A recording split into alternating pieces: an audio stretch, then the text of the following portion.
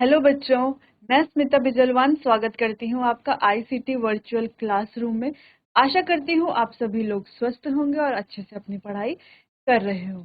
आज हम कंटिन्यू करेंगे क्लास 11th केमिस्ट्री का चैप्टर जो हम अपने लास्ट लेक्चर में पढ़ रहे थे, some basic concept of chemistry, यानी कि रसायन विज्ञान की कुछ मूल अवधारणाएं। चैप्टर हम स्टार्ट कर चुके थे।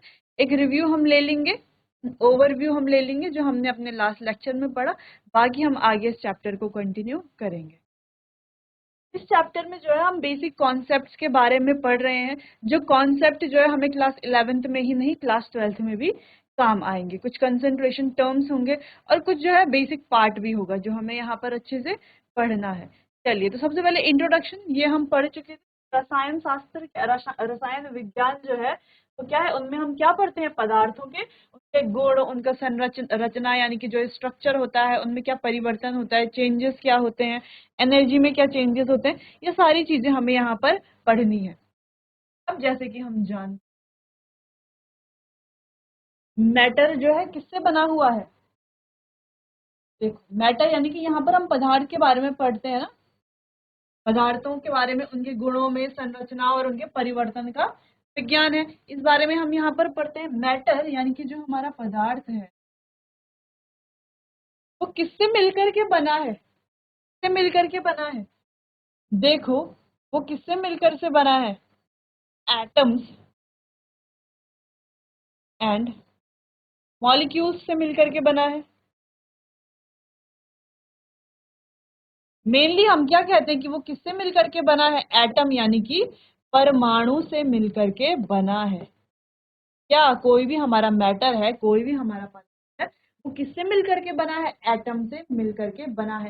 एटम को हम क्या कहते हैं, देखो, एटम को हम क्या कहते हैं, बेसिक बिल्डिंग ब्लॉक। क्या कहते हैं, बेसिक यूनिट ऑफ मैटर। क्या कहते हैं, basic the smallest unit of matter.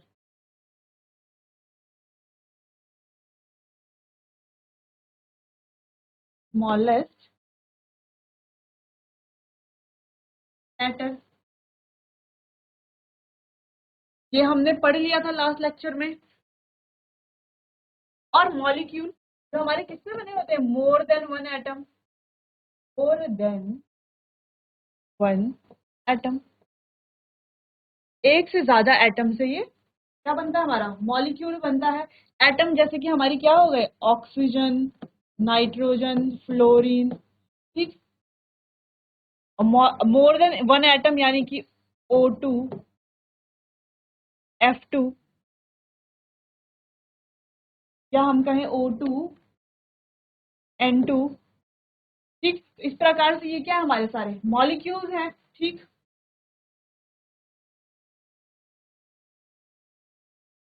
अब मॉलिक्यूल्स में भी क्या होते हैं, दो प्रकार के होते हैं। एक हमारे होते हैं hetero atomic, hetero atomic molecules. यहाँ पर एक होते हैं हमारे होमो एटॉमिक मॉलिक्यूल्स। ये हम लास्ट लेक्चर में पढ़ चुके थे, हम यहाँ पर रिवीजन कर रहे हैं इस चीज का, ठीक। तो कोई कंफ्यूजन होगी तो आप मुझसे पूछ लेना। चलिए, तो हेटेरो एटॉमिक मॉलिक्यूल्स क्या हो गया, और होमो एटॉमिक। होमो एटॉमिक जैसे कि इनका नाम है होमो, जो सेम एटम से बने हुए हैं, यानी कि ऑक्सीजन से ही बने हुए होंगे, जो नाइट्रोजन से ही बने हुए होंगे। अब हेटेरो एटॉमिक यानी कि यहाँ पर अलग अलग एटम भी हो सकते हैं, अलग अलग, जैसे कि H2O हाइड्रोजन और ऑक्सीजन से बने हैं, CO2 कार्बन और ऑक्सीजन से बने हैं। इस प्रकार से ये हमारे एटम्स और मॉलिक्यूल्स होते हैं, ठीक। अब एटम जो है वो क्या होते हैं, हमारे पास तीन एटम्स होते हैं। एटम के क्या होते हैं, तीन सब एटॉमिक पार्टिकल्स होते हैं। सब एटॉमिक पार्टिकल्स यानी कि एक होता है हमारा इलेक्ट्रॉन, एक होता है प्रोटॉन, एक होता है न्यूट्रॉन। तो आगे हम चैप्टर में क्या पढ़ने वाले हैं, अच्छा चीज जो है हमने 9th-10th में भी पढ़ी हुई है, ठीक। अच्छा, आगे हम क्या पढ़ने वाले हैं, कैसे इलेक्ट्रॉन, प्रोटॉन और न्यूट्रॉन की संख्या हम खोजते हैं किसी भी एटम में। चलिए, चला ठीक है, चलो ये तो समझ में आ गया कि एटम से मिलकर के हमारा पदार्थ बना हुआ है। अब मैटर यानी कि पदार्थ है क्या।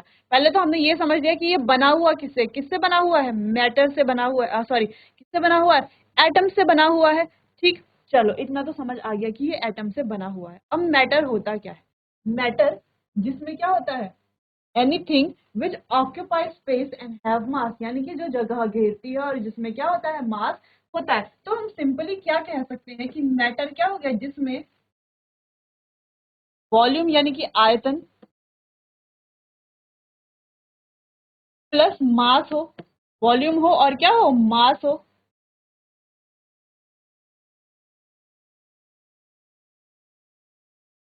ठीक, यहाँ हम एक डेफिनेशन लिख सकते हैं कि एनीथिंग, जो हम बचपन से पढ़ते आ रहे हैं, विच ऑक्यूपाइज स्पेस,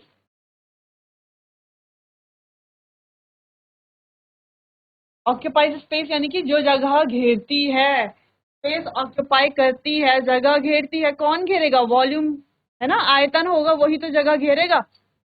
ठीक, which occupies space and have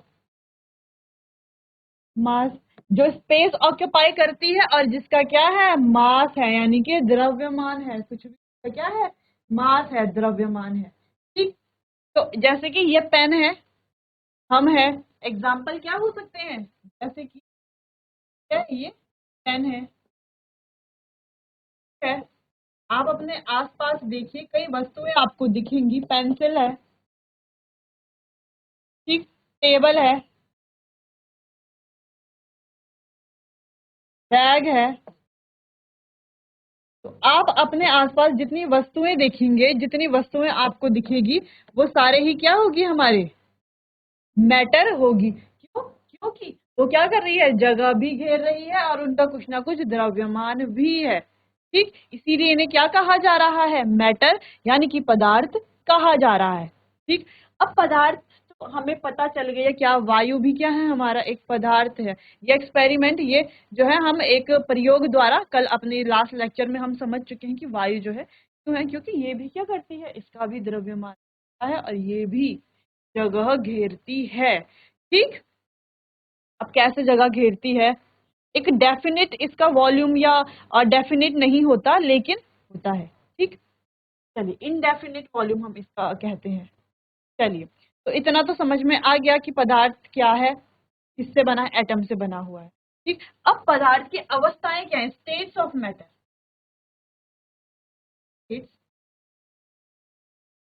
नया टॉपिक है आज, आज का हमारा स्टेट्स ऑफ मैटर। अब बचपन से हम क्या पढ़ रहे हैं, पढ़ते आ रहे हैं कि पदार्थ की अवस्था है ना, पदार्थ की जो अवस्थाएं हम क्या पढ़ते आ रहे हैं बचपन से, हम पढ़ते आ रहे हैं सॉलिड, हमें पता है सॉलिड यानी कि अवस्था पहली, दूसरी लिक्विड यानी कि द्रव अवस्था, ठीक, और गैस, नहीं, गैस अवस्था है ना, गैसीय अवस्था, gaseous state, solid state, liquid state और गैसियस स्टेट।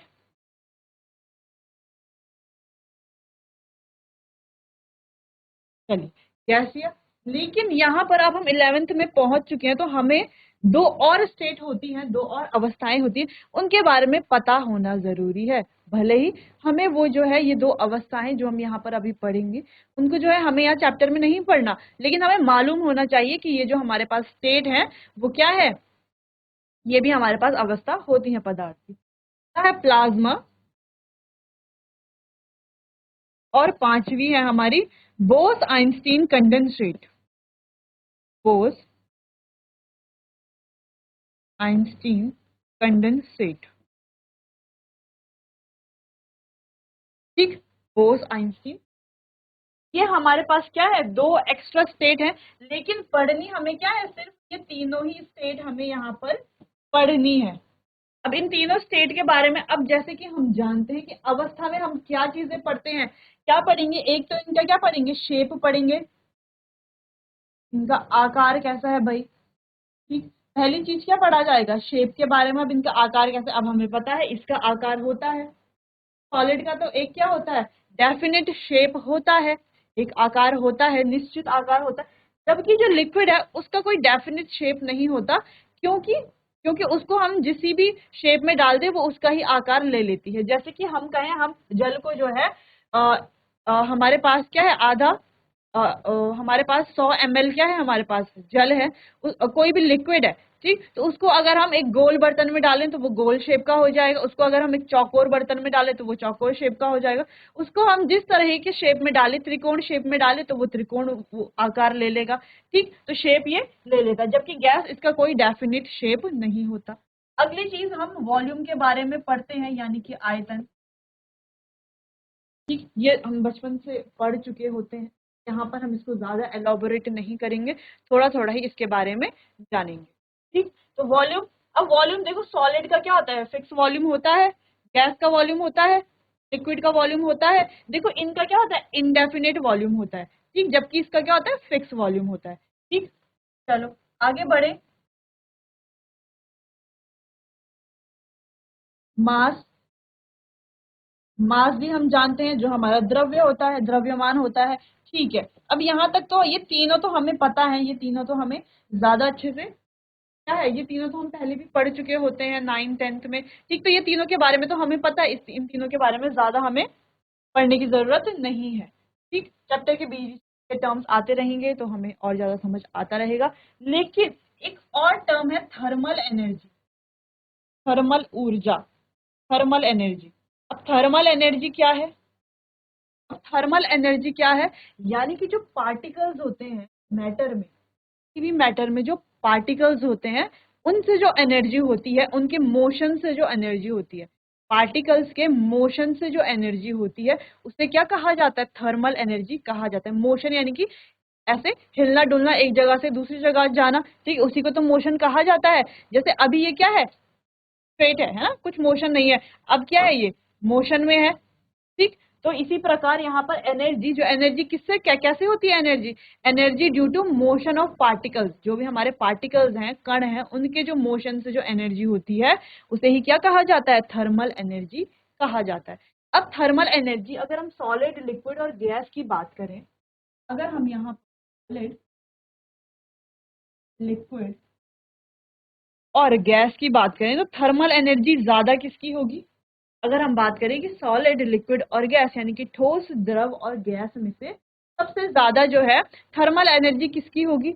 अब जैसे कि हमने कहा, सोचिए एक बार, हमने थर्मल एनर्जी के बारे में पढ़ा क्या, थर्मल एनर्जी के बारे में हमने क्या पढ़ा कि एनर्जी, कौन सी एनर्जी, जो एनर्जी कैसे बन रही है, जब पार्टिकल्स क्या कर रहे हैं, मोशन कर रहे हैं, उससे जो एनर्जी है उसी को थर्मल एनर्जी कहा जा रहा है।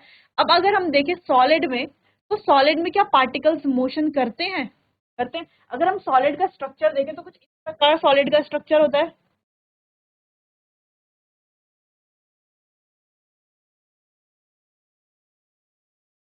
इस प्रकार सॉलिड का स्ट्रक्चर होता है।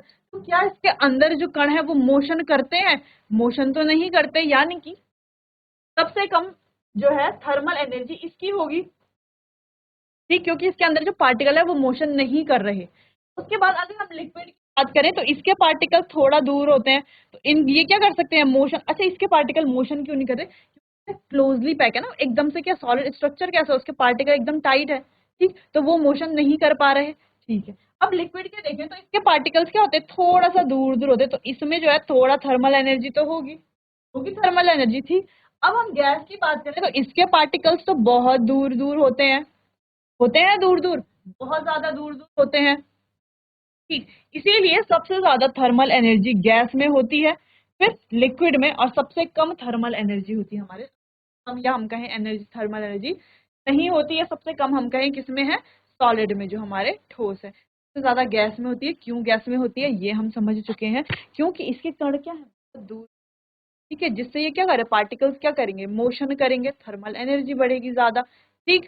चलिए, अब एक आखिरी हमारा पॉइंट है, इंटरमॉलिक्यूलर फोर्स, इंट्रामॉलिक्यूलर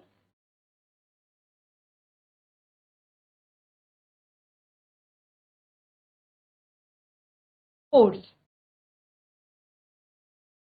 इंटर, अगला क्या है हमारा, इंटर मॉलिक्यूलर फोर्स, यानी कि मॉलिक्यूल्स के बीच में जो फोर्स ऑफ अट्रैक्शन है, मॉलिक्यूल के बीच में जो क्या है, फोर्स ऑफ अट्रैक्शन है, क्या है, फोर्स ऑफ अट्रैक्शन। किसके बीच में, जो हमारे पार्टिकल्स हैं या मॉलिक्यूल्स हम कहें, पार्टिकल्स के बीच में क्या है, जो फोर्स ऑफ अट्रैक्शन है, जो उनको क्या करे, एक दूसरे की तरफ अट्रैक्ट करके जोड़ के रख रही है। क्या कर रही है, अट्रैक्ट करके जोड़ के रख रही है, वही क्या होगी हमारे इंटरमॉलिक्यूलर फोर्स। अब अगर हम देखें सॉलिड, लिक्विड और गैस में से, सॉलिड, लिक्विड और गैस में से सबसे ज्यादा इंटरमॉलिक्यूलर फोर्स किसमें है। देखो सॉलिड के पार्टिकल्स क्या होते हैं, ज्यादा अटैच होते हैं एक दूसरे से, तो उनके बीच में फोर्स ऑफ अट्रैक्शन क्या है, ज्यादा है। जबकि लिक्विड के थोड़ा लूजली होते हैं, है ना, लूजली पैक्ड या लूजली बाउंड, हम कहें लूजली बाउंड होते हैं, जिससे उसमें इतना ज्यादा फोर्स ऑफ अट्रैक्शन नहीं होता। और गैस के पार्टिकल्स तो बहुत दूर दूर होते हैं, तो उनमें तो क्या होता है, फोर्स ऑफ अट्रैक्शन सबसे कम होता है। इसीलिए सॉलिड में सबसे ज्यादा फोर्स ऑफ अट्रैक्शन होता है, फिर लिक्विड में, फिर गैस। ठीक, चलो इतनी बात समझ में आई। यानी कि थर्मल एनर्जी क्या कर रहा है, जो हमारे क्या है सॉलिड, लिक्विड, गैस हैं, जो मॉलिक्यूल इनको क्या कर रहा है, दूर कर रहा है, एक दूसरे से फार कर रहा है। ठीक है, क्या कर रहा है, एक दूसरे से दूर कर रहा है। ठीक है, जैसे गैस में ज्यादा थर्मल एनर्जी है, ठीक, तो एक दूसरे को क्या कर रहा है, दूर कर रहा है। जबकि जो हमारा इंटरमॉलिक्यूलर फोर्स ऑफ अट्रैक्शन है, एक दूसरे को क्या कर रहा है, पास में ला रहा है, क्लोज कर रहा है ना, पास ला रहा है। ये क्या कर रहा है, उनको अपार्ट कर रहा है, दूर कर रहा है, फार अपार्ट कर रहा है। जबकि ये क्या कर रहा है, उनको क्या ला रहा है, नजदीक ला रहा है। ठीक, चलो तो इतनी बात समझ में आई थर्मल एनर्जी और इंटरमॉलिक्यूलर फोर्स के बारे में। ये इंपॉर्टेंट टॉपिक है दोनों ही हमारे। ठीक, जब ये इंपॉर्टेंट टॉपिक है तो ये हमें आगे भी देखने को मिलेंगे। अब एक और चीज यहाँ पर बच जाती है कि थर्मल एनर्जी जो है ना, थर्मल एनर्जी टीई हम जिसे कहें, अगर ये ज्यादा है तो एंट्रोपी भी ज्यादा होगी। जो हमारी एंट्रोपी होती है, एंट्रोपी भी होगी ज्यादा। अब एंट्रोपी का मतलब क्या है, रैंडमनेस। ठीक है, किसी भी मॉलिक्यूल की या किसी भी सिस्टम की रैंडमनेस क्या है। अब रैंडमनेस तो इसमें होगी, इसका तो डेफिनेट शेप है, गैस में ही तो होगी रैंडमनेस। ठीक, इसीलिए जिसकी थर्मल एनर्जी ज्यादा उसकी एंट्रोपी भी ज्यादा। जबकि जिसकी IMF यानी कि इंटर मॉलिक्यूलर फोर्स अगर इसकी ज्यादा है, तो वहां पर जो है डिस्टेंस क्या होगी, मॉलिक्यूल के बीच की जो डिस्टेंस है वो क्या होगी, कम होगी। जैसे सॉलिड में जो है इंटरमॉलिक्यूलर फोर्स ज्यादा है, लेकिन इनके बीच की जो डिस्टेंस है वो क्या होती है, यहाँ पर कम होती है। ठीक, अब गैस में सबसे कम इंटरमॉलिक्यूलर फोर्स है, यानी कि यहाँ पर इनके बीच की जो डिस्टेंस है, इनके जो पार्टिकल्स है उनकी जो डिस्टेंस है वो क्या है, ज्यादा है। ठीक, तो यहाँ पर दो चीजें यानी कि थर्मल एनर्जी और इंटरमॉलिक्यूलर फोर्स आपको समझ आ गया होगा। एक बेसिक पॉइंट था, यहाँ पर हमने ये पॉइंट भी समझ लिया है। बाकी एंट्रोपी सारी चीजें इनको आगे डिटेल में हम आगे चैप्टर्स में पढ़ेंगे। यहाँ पर जो है हमें थर्मल एनर्जी और इंटरमॉलिक्यूलर फोर्स के बारे में इतना ही पढ़ना है। ठीक, चलिए तो इसे अब आप नोट कर लीजिए। कहीं पर समझ नहीं आता या कोई कंफ्यूजन है अभी भी इसे समझने में, तो आप मुझसे पूछ सकते हैं। चलिए तो इसे जो है आप नोट कर लीजिए, फिर हम आगे बढ़ते हैं और जरा सॉलिड, लिक्विड और गैस को अच्छे से पढ़ते हैं। क्योंकि मैटर को अच्छे से पढ़ना यहाँ पर इसीलिए जरूरी है, क्योंकि जब हम आगे चैप्टर में बढ़ेंगे तो क्वेश्चंस आएंगे, तो वो हमें यहीं से देखने को मिलेंगे। ठीक है, हमें किसी की स्टेट में देखने को मिलेंगे क्वेश्चन, कहीं पे शेप से रिलेटेड क्वेश्चन मिल सकते हैं, या अलग अलग प्रकार के हमें क्वेश्चन देखने को मिलेंगे। और ये बहुत ही क्या है, बेसिक पार्ट है, तो ये सबको आना चाहिए, इसीलिए इसे हम जो है यहाँ पर अच्छे से पढ़ रहे हैं। चलिए तो ये अब आप नोट कर लीजिए, फिर हम आगे बढ़ते हैं।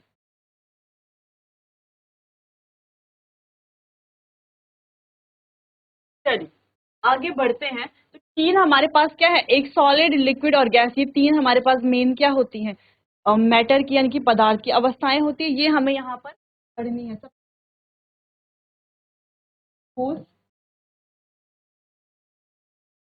ठोस अवस्था, द्रव अवस्था और गैस अवस्था, गैसीय अवस्था। ठीक,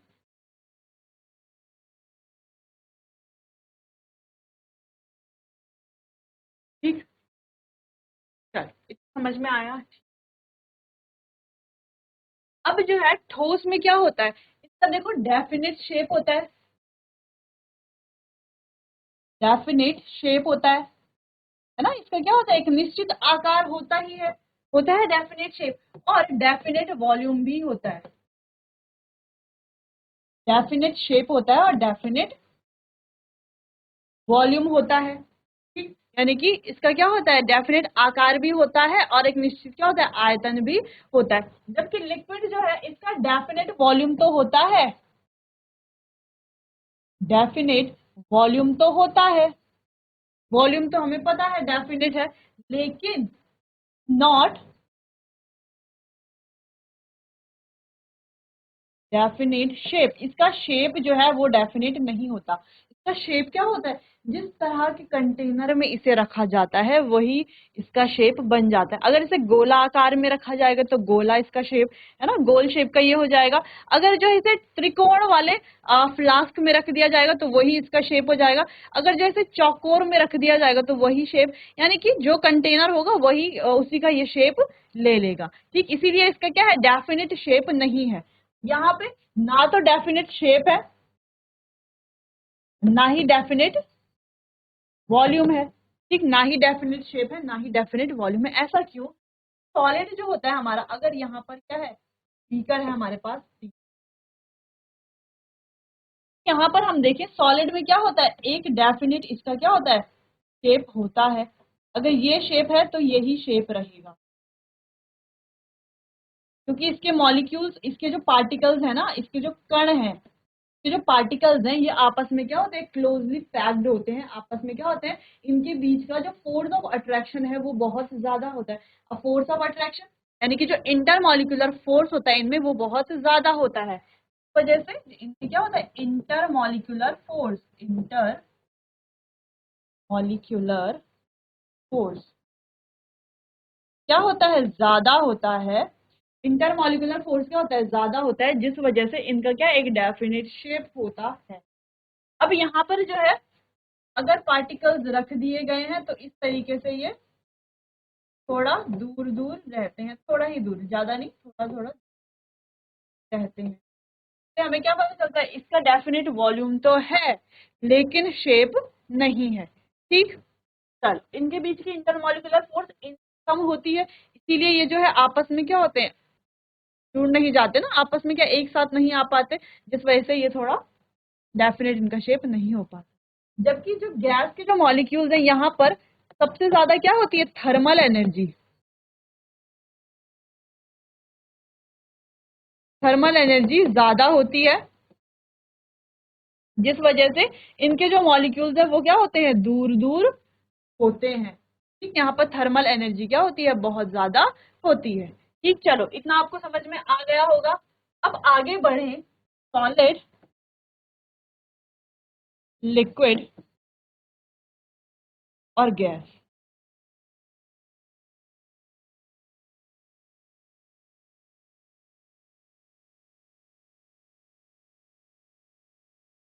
अब क्या सॉलिड से हम लिक्विड बना सकते हैं, यानी कि ठोस से हम द्रव बना सकते हैं? हाँ, अगर हम सॉलिड को क्या करें, हीट करें, गर्म करें तो हम लिक्विड में उसको कन्वर्ट कर सकते हैं। लिक्विड को अगर हम हीट करें उसको हम गैस में कन्वर्ट कर सकते हैं, बिल्कुल कर सकते हैं। जैसे हम एक बर्फ का टुकड़ा लें, आइस क्यूब लें, ठीक, बर्फ के टुकड़े को हम क्या करें, हीट करें तो वो जल में परिवर्तित हो जाएगा। उस जल को अगर हम और हीट करें, ठीक है, और गर्म करें तो वो जल वाष्प में परिवर्तित यानी कि गैस बन जाएगा। ठीक है, अब वही जो जल वाष्प है वो अगर हम कूल करें, ठंडा करें, संघनन करें, कंडेंसेशन करते हैं, कंडेंसेशन की जो प्रक्रिया होती है, संघनन की जो प्रक्रिया होती है, उसी प्रकार हम क्या करें, वो जो गैस है उसको क्या करें, कूल करें तो हमें क्या मिल जाएगा, लिक्विड मिल जाएगा। अब वो जो लिक्विड है उसको भी हम अगर कूल करें यानी कि फ्रीज करें, उसको जमा दें ना, फ्रीजर में रख दे, फ्रीज करें, उसका टेम्परेचर कम कर दें, या हम बोल रहे हैं कि और कूल करें, तो हम क्या देखेंगे, उससे वापस हम आइस क्यूब बना लेंगे। तो इस प्रकार से हम स्टेट्स को क्या कर सकते हैं, चेंज कर सकते हैं।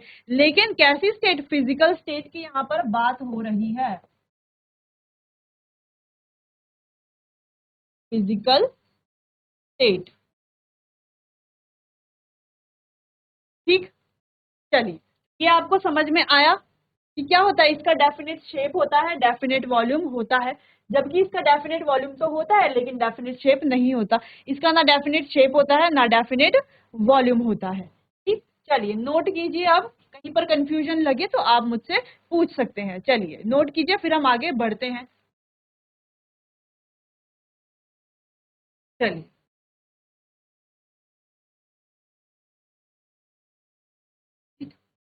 तो इनका डेफिनेट वॉल्यूम डेफिनेट शेप होता है।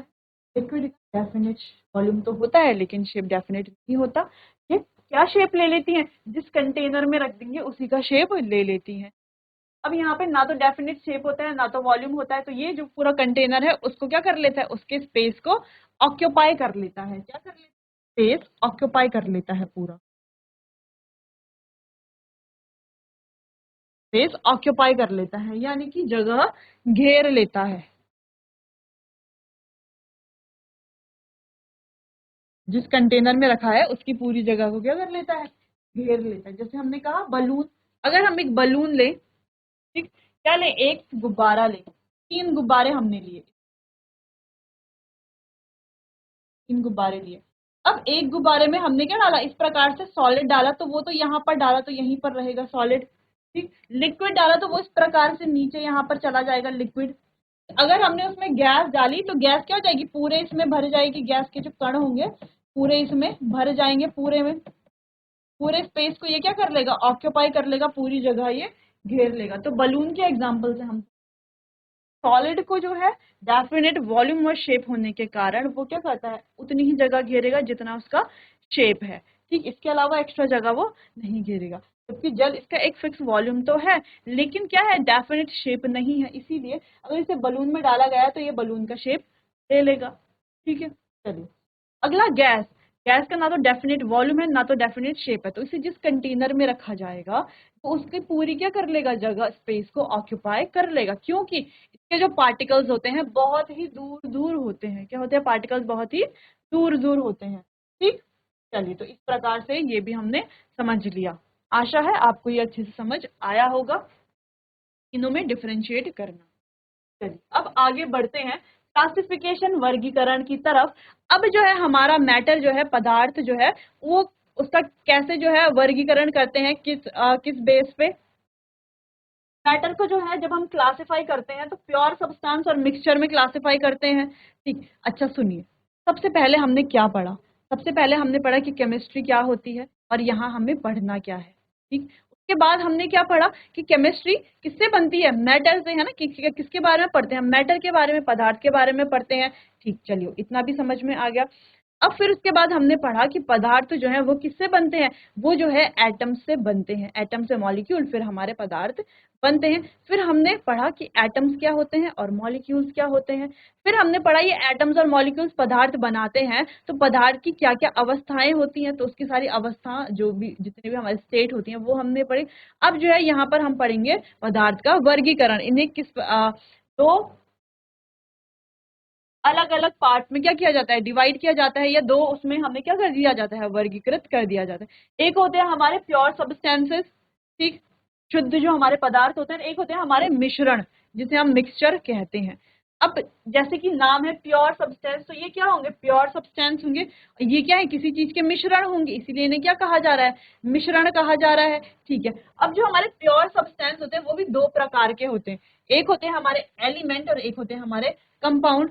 और जो हमारे मिक्सचर होते हैं वो हमारे दो प्रकार के होते हैं, होमोजीनस और एक होते हैं हेट्रोजीनस। तो पहले जो है आप ये फ्लो चार्ट नोट कर लीजिए, फिर इसको फ्लो चार्ट को जो है हम डिटेल में डिस्कस करेंगे, एक एक पॉइंट लिखिए। प्योर सब्सटेंस क्या होते हैं, मिक्सचर क्या होते हैं, एलिमेंट क्या होते हैं, कंपाउंड क्या होते हैं, फिर होमोजीनस मिक्सचर क्या होते हैं, हेट्रोजीनस मिक्सचर क्या होते हैं। चलिए, तो इसे अब आप नोट कर लीजिए, फिर हम आगे बढ़ते हैं। चलिए, तो ये फ्लो चार्ट जो है आपने नोट कर लिया होगा। इसको अब हम आगे अच्छे से एक्सप्लेन करेंगे अपने आने वाले अगले सेशन में। आगे हम और भी कई चीजें अच्छे से पढ़ेंगे, और भी ज्यादा इंटरेस्टिंग टॉपिक्स आएंगे जहां पर आपको पढ़ने में बहुत अच्छा लगेगा और आपको अच्छे से समझ आएगा। चलिए, तो मिलते हैं अपने आने वाले अगले सेशन में, तब तक के लिए आपका बहुत बहुत धन्यवाद।